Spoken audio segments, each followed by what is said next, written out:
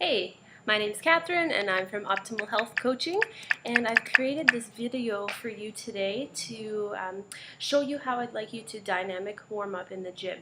So preferably we do a couple minutes on a treadmill, a rower, a skip, or a jog to get the body nice and warm, and then afterwards following through with these dynamic exercises, which I'm going to show you next. They're a lot more beneficial than static stretching before activity because they get the body ready for the full range of motion, and they get the muscles ready to contract. So rather than overstretching and then doing the exercise by warming up dynamically, we are getting those muscles ready to perform at their optimal level. So after I'm done warming up, I'm going to walk you through about 10 different exercises here.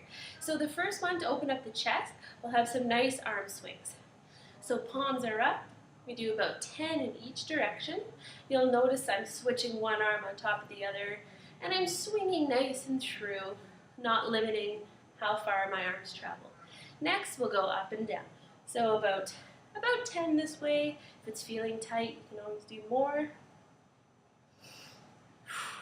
And this is when we start to breathe and activate the breathing, getting that ready for the activity as well. A couple more. And then I like to put my hands on my shoulders and just do some nice shoulder rolls forward. About 10 and then 10 backwards. I'll just show you the exercises today. Actually, I won't take you through all of the reps, but about 10 to 20 of each. So then what you're going to do is turn sideways to a wall. The inside leg, actually I'll show you with the outside leg. So I'm planted on the ground with the inside leg, and the outside leg I'm swinging forward and back, nice and high, trying to keep that swinging leg as straight as possible. Now you'll notice I'm trying not to swing my core and my upper body too much, and I'll come closer to explain this. Also want to keep both hips facing forward, and when that leg goes back, don't let that hip pop out. Keep it facing forward so that you get that nice pull through the hip flexor. And then we go ahead and do about 10 or 20 on the other leg, and then we're going to swing those in and out. So that looks like this. My hands are against the wall, and my one leg swinging out, nice and high, bringing that hip through its full range of motion, again, for about 10 on that leg and then 10 on the other side. Following that, we'll do some nice low, deep squats. So we're going to be facing the wall, feet hip-width apart like a normal squat, and hands up, nice and high on the wall, arms are straight. I'm going to sit my hips back, and I'm going to sink down, down, down, nice and slow, nice and low, squeeze back up. Try to keep the head up, the arms straight, nice and low, squeeze back up. So from the side, just a reminder with your squats, ideally you're trying to send your hips back and then sit down. So we're not coming too far forward like that, and our weight's in our heels, it's not on our toes. Great, okay.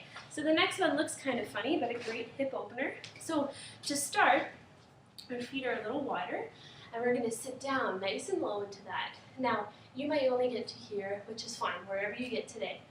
Arms are straight, looking up, straight ahead, pushing out on the outside, or the inside of those thighs. A couple seconds here, then we take a deep breath, stick the butt up into the air. And then sitting back down, a couple seconds, back up in the air. So the key things when you're grabbing onto your toes and you're straightening out your legs is you really want to pull on the toes and push your knees back and let your neck be long. So again, I'm pulling on the toes, letting my neck be nice and loose. Feet are straight. Okay, following that, we'll do a hip flexor stretch in a walking lunge. So how I do this one is I take a big step forward. I'll show you on this side. Big step forward, make sure this hip is tilted in, and make sure the butt is tilted under a little bit. And then you're going to sink it down, and with the same side arm, you're going to reach up and over. So what we're aiming for is a nice stretch through here.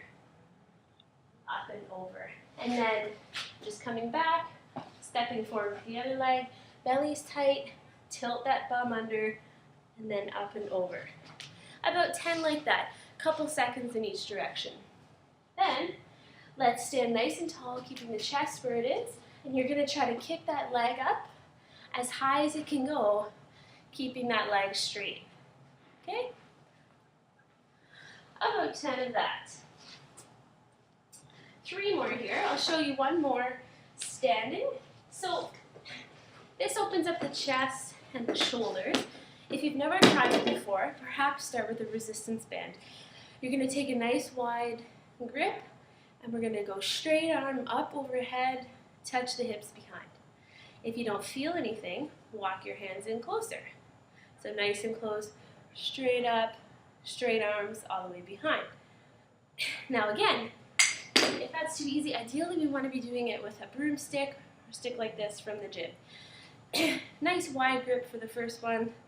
Keep the shoulders down, bring them through their full range of motion, and then back. So I'm not quite feeling that in my chest, so I'm going to come in a little bit there, over, and there. I felt a nice big stretch through the chest, and then back. Nice and slow for this one to be safe.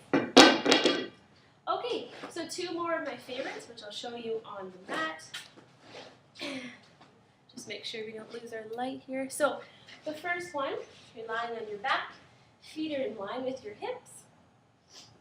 And then step 1, we're going to drive up with the hips. So keep the belly tucked, drive up nice and high with the hips. One arm reaches over and back. So what I'm doing is covering my face with my bicep, and I'm trying to reach nice and high. So again, press it up, reach over, and back. About 10 of each of those. And what we're opening here is right through that whole side body. So you reach up nice and high, get it through the side body. Last one we'll do, on the hands and knees, flat back. We're going to have right hand up like this. We'll come down, touch the ground, open up, touch the ceiling. So I'm trying to look up to the ceiling. Down, open up.